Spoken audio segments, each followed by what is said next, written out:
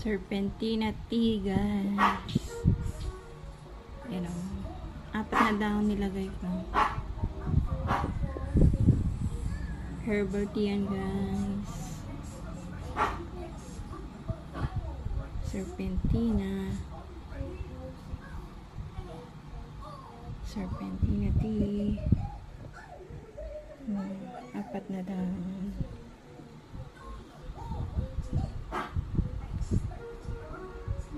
Sa una lang daw yan malalasahan yung pait, guys. Pero kapag tuloy-tuloy mo na siyang iniinom araw-araw, hindi mo na siya malalasahan.